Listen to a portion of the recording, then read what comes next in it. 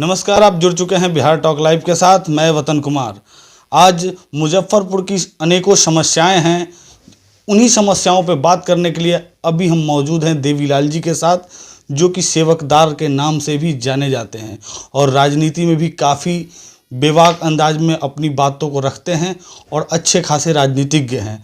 तो बहुत बहुत स्वागत है सर आपका। धन्यवाद आपके चैनल को। जी, तो अभी मुजफ्फरपुर की बात करते हैं तो स्मार्ट सिटी के तहत जिस तरह से काम हुए और आज मुजफ्फरपुर जहां तहां जल जमाव हो चुका है, तो क्या कुछ कहेंगे इस मुद्दे को लेकर के? देखिए, ये तो पुराना मुद्दा है, कोई नया मुद्दा तो नहीं है। हर साल बारिश आना है। स्मार्ट सिटी 8 साल से बन रहा है। जितने भी शहर के निचला हिस्सा है, वर्षा होती है डूब जाता है और 3 महीना 4 महीना तक जल जमाव लगा रहता है। कितनों पंपिंग सेट लगाइए, पानी निकलता नहीं है। डांडर भर पानी में और नाव चलाकर लोग है ना अपने बच्चे को स्कूल भेजते हैं, सामान खरीदने जाते हैं, ड्यूटी करने जाते हैं, नौकरी करने जाते हैं, व्यापार करने जाते हैं। ये सिलसिला तो चालू है, इसको देखने वाला कौन है? स्मार्ट सिटी तो दूर, ये प्रधानमंत्री जी का ड्रीम प्रोजेक्ट था, है ना। जो 4.5 लाख जो अजय निषाद को वोट आया था, वो 2.5 लाख पर सिमट दिया। अगली बार क्या होगा मैं नहीं जानता। चुनाव जीतेंगे कि हारेंगे, जिसको भी टिकट मिलेगा उसको को भाजन का शिकार होना पड़ेगा, और नहीं तो जनता के बीच में जो जनता की आवाज़ बनेगा वो निश्चित रूप से वो जीतेगा। भारतीय जनता पार्टी उसको टिकट देती है। तो इन्हीं नगर निगम के मुद्दों पे, विकास के मुद्दों पे, स्वास्थ्य के मुद्दों पे राजभूषण चौधरी निषाद लगातार अपने चुनावी घोषणा के दौरान, चुनावी सभाओं के दौरान कहते रहे कि अगर हम आते हैं तो इस तरह से करेंगे, इन कामों को करेंगे। तो क्या लग रहा है कि अब जब वो जीत करके केंद्र से राज्य मंत्री भी बन चुके हैं, तो क्या इन मुद्दों को लेकर के वो बढ़ेंगे आगे? निश्चित मैं उनको बधाई देता हूँ। जो अजय निषाद जी काम नहीं किए उसका भुगतान जो है पार्टी ने उनको रास्ता दिखा दिया, चलता फिरता कर दिया। पार्टी बड़ी होती है, सांसद कोई बड़ा नहीं होता है। पद बड़ा होता है ना, जाति कोई बड़ी नहीं होती है। अच्छा, चुनाव जीतने के बाद 4 जून को रिजल्ट आया, 5 जून से दिल्ली चले गए राजभूषण जी और कल दिल्ली से वापस आए। वापस आने के बाद लगातार उनका स्वागत सभा किया गया, बहुत सारे मुद्दों को उठाया गया। तो जिन मुद्दों में स्वास्थ्य मुद्दा थी, खास करके औराई का जो क्षेत्र है उनके मुद्दों पे बात किया गया। तो औराई का क्षेत्र जो आज तक इतना उपेक्षित है, तो आखिर क्या कारण रहा कि 10 साल तक बीजेपी के सांसद रहे अजय निषाद ने भी उस क्षेत्र पे ध्यान नहीं दिया? देखिए, वहाँ वो पहले औराई था भूमियारों का गढ़, है ना। वहाँ से पहले भूमियार के कई आज़ादी के बाद समाज के लोग विधायक बने, जिसमें राम बाबू सिंह जी भी थे। वो जहाँ के चंद्रमाधव बाबू जी बने थे। उसके बाद पांडा राव जो गणेश जी के पिताजी थे, 2 बार वहाँ के विधायक बने। जादव के हाथ में कमान चलाया, फिर उसके बाद गणेश राय जी के हाथ में कमान चलाया, फिर अर्जुन राय जी के हाथ में कमान आया, सुरेंद्र राय जी के कमान में हाथ में आया, और आज तक राय जी के हाथ में ही कमांड है। भाजपा के जो है राम सूरत राय जी के हाथ में है। अभी डबल इंजन की सरकार है, इसके पहले भी डबल इंजन की सरकार थी और नीतीश कुमार की सरकार रही है।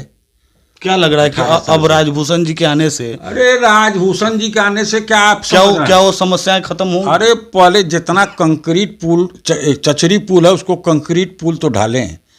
जो औराई विधानसभा क्षेत्र गायघाट, सकरा, बोचहा और कुरहनी और मुजफ्फरपुर में वो घूमे हैं, और जो दुर्दशा है उस दुर्दशा को दशा दे, दिशा दे, है ना।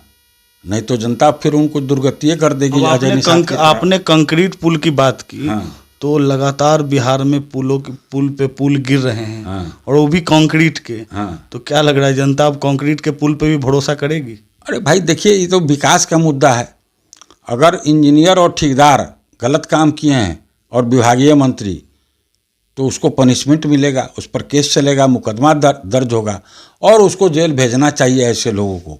विकास के मुद्दे पर जो भी इस तरीका का काम करे, जनहित के कामों में अवहेलना करे, चोरी करे और पुल ढहे, उसको एकदम सरेआम फांसी के तख्ते पर लटका देना चाहिए। उसको जेल के अंदर ही नहीं बंद करना चाहिए, जिस पर हजारों और लाखों लोग डेली आते जाते हैं। कोई बड़ा हादसा घटेगी, वो सैकड़ों आदमी मरेंगे उसमें, इसके लिए कौन जिम्मेदार होगा भाई? ये खिलवाड़ बर्दाश्त नहीं है ये देश के साथ। ये समझ लीजिए राष्ट्रद्रोह का मुकदमा उस पर चलना चाहिए।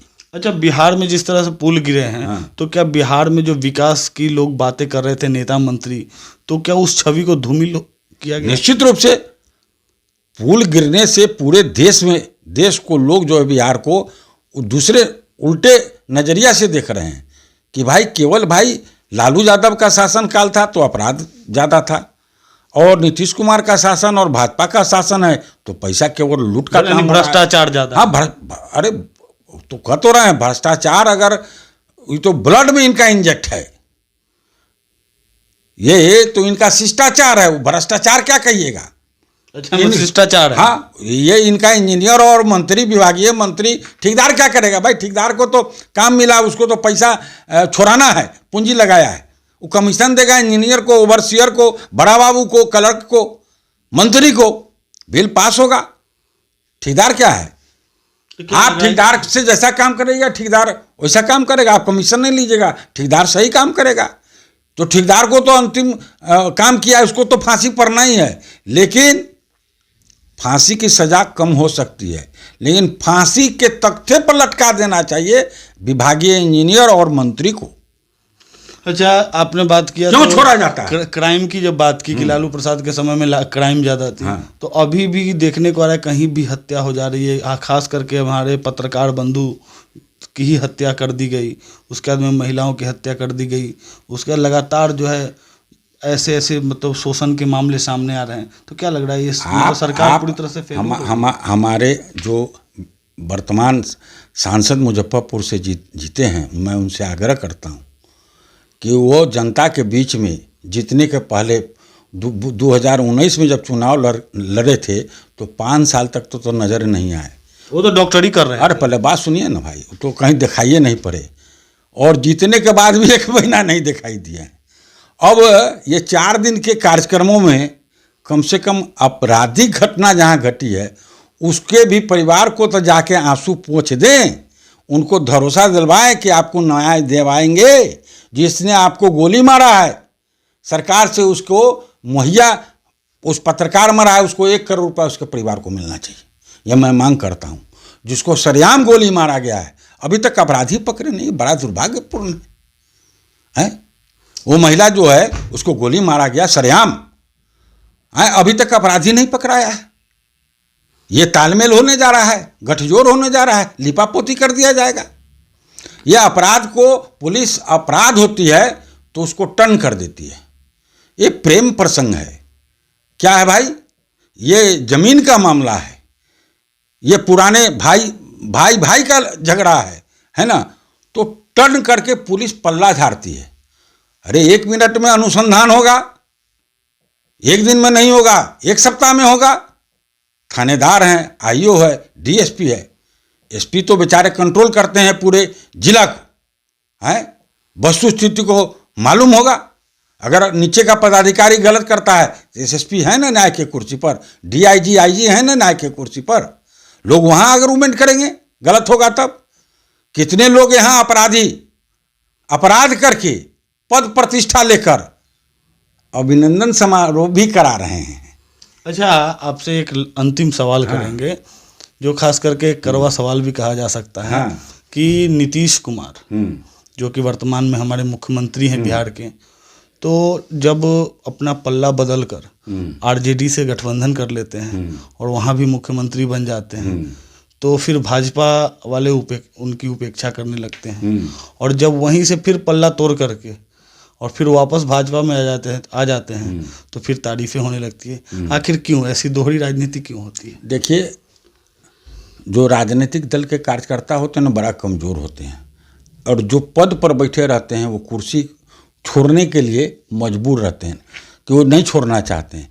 इसलिए उगते सूरज को लोग सब प्रणाम करते हैं और डूबते सूरज को भी प्रणाम यानी कि करते हैं। पल्ला छोड़ के गए तो वो बूढ़े हो गए। हाँ। और जब पल्ला पकड़ लिए वापस आकर के तो अरे भाई अच्छे हो गए। अभी के राजनीति में मैं हूं सजनी राजकुमार,